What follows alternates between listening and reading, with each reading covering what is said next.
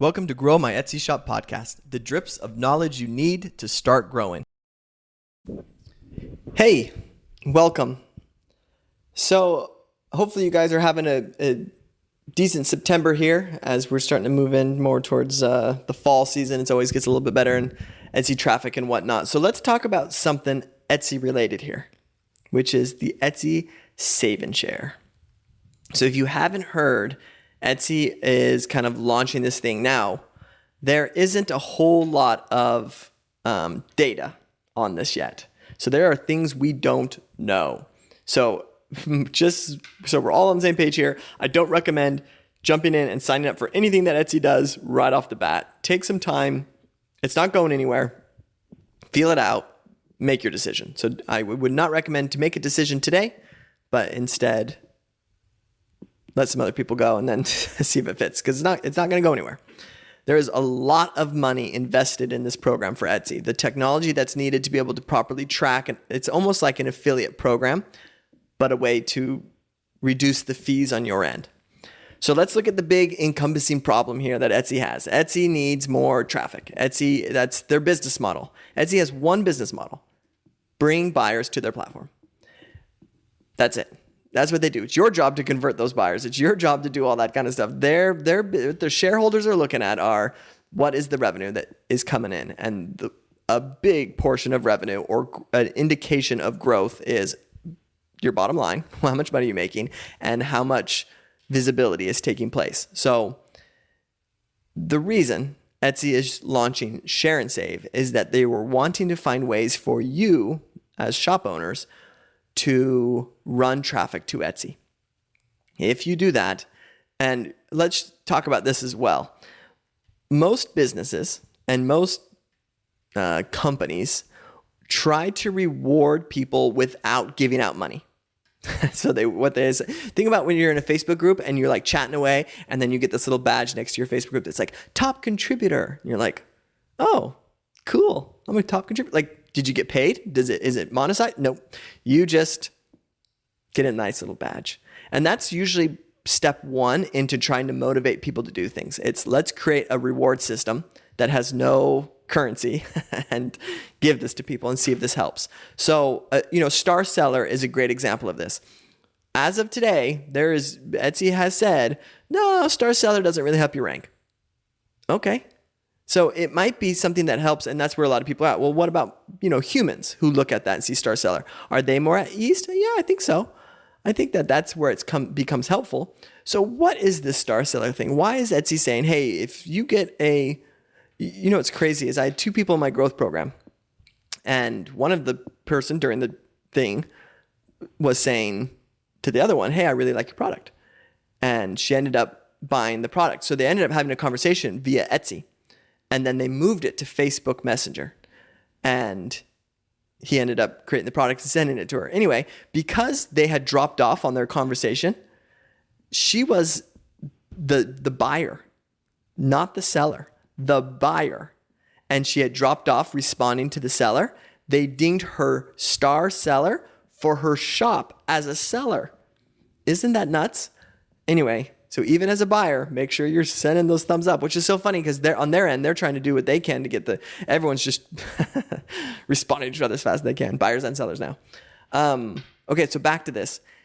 The Star Seller badge is a great example of, hey, let's create a program that motivates people to do a behavior that we want that doesn't cost us money. Save and Share, what they have just launched, is a program that costs them money. For those of you who don't know what it is, you are able to create we'll call them affiliate links for your own store that you can post on your own social media. And when a buyer buys from your links, so let's just say you have it on your Instagram, someone sees your stuff on Instagram, they click, they go to your store, they buy. You get a refund of 4% for that transaction because it came through that link. So pretty good gig. Getting that 4% back is pretty huge and is a great motivating factor to say, hey, I want to promote more on social media. I want people to buy through my social media because I don't have to pay 4% of my sale anymore. Keep in mind, that's 4% of your gross. So yeah, that's pretty good. the issue, or if we look at, we just don't want to get duped here. So let's just really kind of take this all in, is that why is Etsy doing this? Because they're nice and they're just like, you know what? It's pretty much unfair for us to keep money from people who are driving traffic to our sites. We'll just give it back, like Robinhood. No, we're not looking at Robinhood here. What we're looking at is a business model to encourage people to use their social media to drive traffic to their platform. That's what they want. They want you to go put this on your platform, and have gotten to a point where they're like, you know what, we're willing to dip into our bank and fork up some dough to make it so that this happens.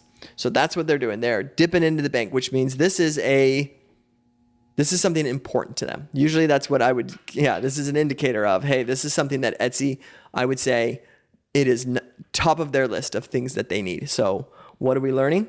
Etsy is strongly promoting that you promote them on social media. Now, the pro of that is you'll get 4% back when someone buys. The con of that is you are promoting, at the end of the day, Etsy. And, you're still jumping through their hoops. You're still doing their things on that. So another thing that's worth noting, and this was kind of in the small print of it. So there's a couple things they haven't announced yet. Like, what is truly a sale is sort of up in the air. We know there's a 30-day cookie associated with it. So if someone clicks on it on January 1st and buys January 30th, you would get your 4% back from that. What we are coming to learn is that, like, let's say someone clicks on your social media and on the 1st, and then, gets an off-site ad, let's say on the 2nd, and buys from the off-site ad. You don't get 4% there. So it has to be like the last touch point is coming from your social media as opposed to their own marketing efforts. So that's worth noting. And it's stuff like that, the small print that you get into it, that's the things you have to be careful for. And that's why I usually say, hey, wait a second. Don't just jump into this, because there's going to be some kinks in it and you need to kind of figure that stuff out. So that's an example. Another thing that's worth kind of noting, I guess, is that they haven't said which social media is approved. So keep in mind, because what you can do is you can say, well, what if I just take this link and I go ham with it? Well, Etsy's not going to let you go ham with it. They're going to have approved social media that allows this to work. So I'm assuming it's going to be the big dogs, right?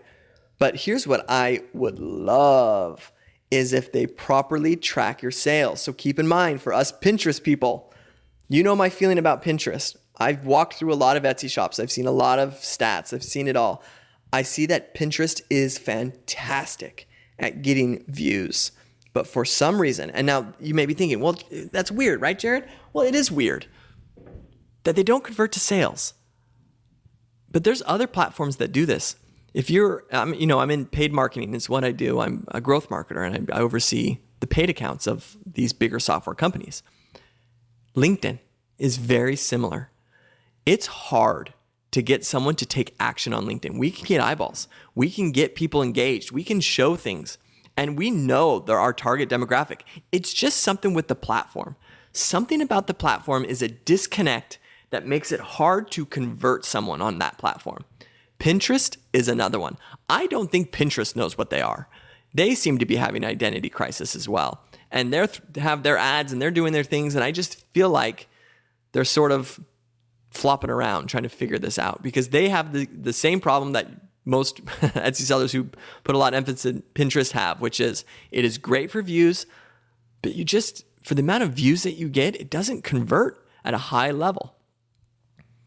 So what this could do for us, this affiliate link, is that if we can track it, so meaning if they give us a link that's specific to a platform, we would be able to know exactly how many pins convert, or how much our Instagram converts, and how much our Facebook converts. And with that data, we can then optimize our time.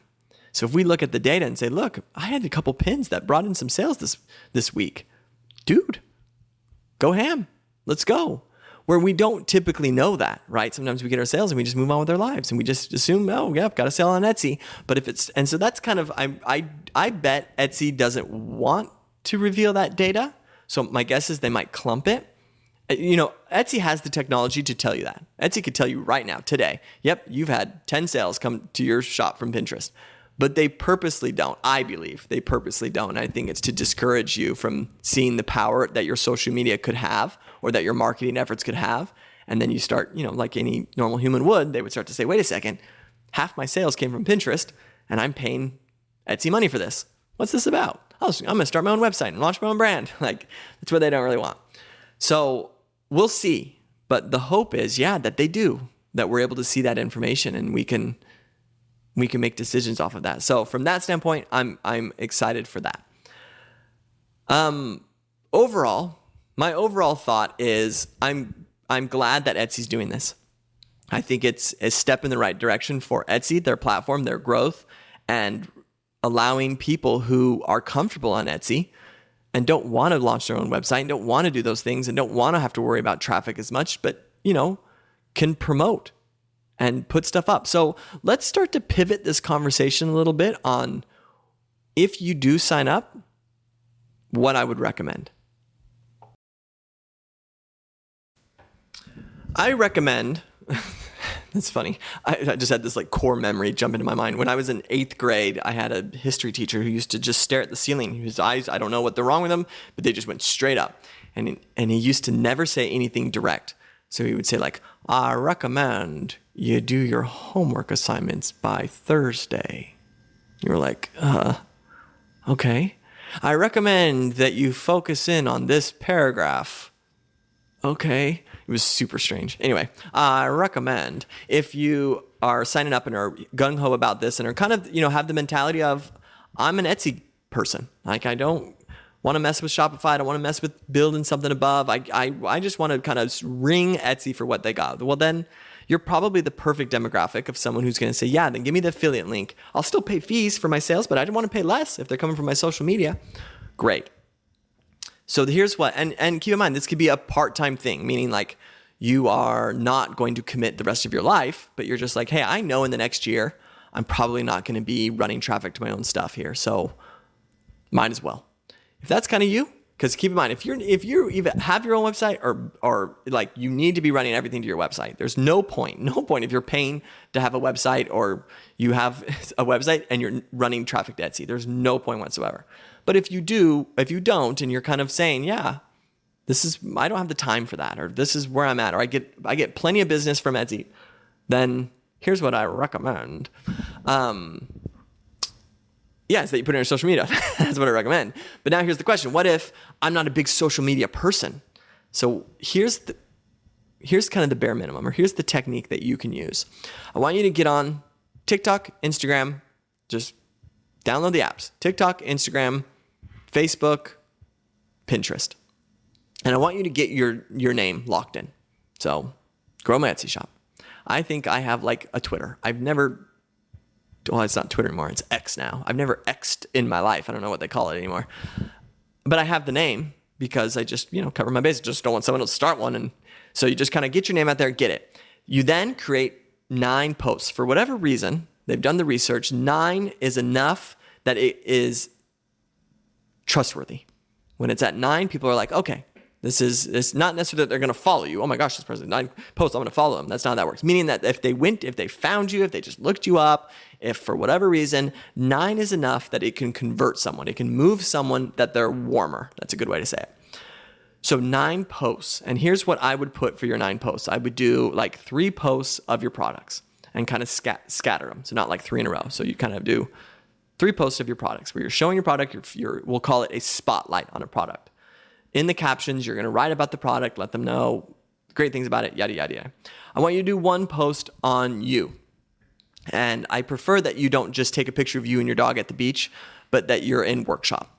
So they can see credibility. And the idea of that is that, I'm a person, and look, this is where I make and do my projects. Instead of, look, I'm a person, and here's this nice picture of me when I went to senior prom, right?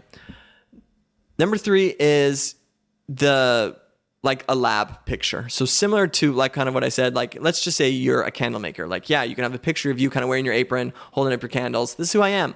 You then have a picture of just the workshop. And to show, and it's the same idea, which is, hey, I'm not just some cheap China brand. I make my stuff. I then want you to do some testimonial stuff. So that doesn't mean necessarily you screenshot a Etsy review and post it in a post and be like, this is my testimonial. Testimonials can come in different ways. So one of my favorite ways to be able to do it is to just have, if I'm product based, you essentially screenshot a review, post it in the top right hand corner of a reel. So like a short form video, we'll call it, and talk about it. So you say, hey, Joe Blow here says that, he loved the candles for how they smell. You bring up the candle and you say, this one right here is one of my favorite smells. It actually smells like bubblegum. It's amazing. That's it. That's all the video is. It's just essentially you're giving yourself social proof is what it's called. Meaning like, hey, you're not the only person who's interested in these candles. Joe Blow here loved the candles and he liked this bubblegum one. Ta-da. So but you're not just like, look at this great review I have from my customer. It's like you're talking about it and teaching, but you're using the review to kind of start the conversation. So you can actually do a handful of those. If you do 2 or 3 of those, you can then do a vibe picture, which is like your product in the wild. So if you sell a picnic blanket, you would have your picnic blanket out in the wild. People can see it in action. And a benefits picture. A benefit picture means it's similar to a vibe picture, but it's like what their life is like with your product. So if you sell a coffee mug, you want the coffee in it, the steam, nice little breakfast sitting by it. That's your benefits picture. Okay. You pretty much get 9 of those. Once you get those pictures, you can kind of segregate them out, but you'll get 9. Then you just copy and paste that on all your platforms. So you have it on TikTok, you have it on Instagram, you have it on Facebook. You just have it all. So if someone searches you up on Facebook, there's content there. Someone searches you there, and then you put your Etsy link in it. That's the bare minimum of what you can do to just kind of take advantage of this. So if you're the Etsy shop person who's like, man, I don't usually use social media. I don't have my own website. I don't like to, I just kind of reflect on Etsy. That would be on my to-do list. 9 posts, get all on platforms, put my Etsy link up there. And then I think, you'll probably get a few things every once in a while. Then once you get a little bit more time, which I would recommend you do, you put your energy into one. So instead of having all of them, you just put your energy into one and go from there. So that's kind of the bare minimum of effort, which is kind of a counterproductive thing of like, let's grow our Etsy shop. It's like, well, here's the bare minimum. But bare minimum is, I understand how busy life is. And so the bare minimum, I think, is something we can all do this week. I think it's a great call to action to just say, hey, let's make sure we got these 9 posts. And, you might say, well, I have an Instagram and I'm really active on it. Great. What about TikTok? Well, no, I don't touch TikTok. Then let's get our 9 on TikTok. Let's just get it somewhere up so that we can go. Do you want to know something crazy? This is a little side note for you. When I do go through my one-on-ones, I usually will look at all traffic sources. So where, what's SEO, what's coming from there, what's coming from here, yada, yada, yada, yada. I always look at direct. What's coming in direct? And every shop gets like a handful of clicks from TikTok. Every single one. And I say to them, it's always my question, are you on TikTok? And they say, no, I have no idea where those came from. TikTok.com is always in their direct thing. I don't know why, but literally, like I've met with 9 people this month. All 9 of them have TikTok views. Not one of them has a TikTok. So that's weird. I don't know what that's about. But that's why it's kind of important that we look at this. Okay, so that's it for today. I actually did a YouTube video on this. If you are more of a visual learner and like to see some stuff breaking down or just want to see, some dork stumble along in his YouTube video, you can go ahead and click the link in the description. I always appreciate the views there. And I'll see you guys on the next one. See ya.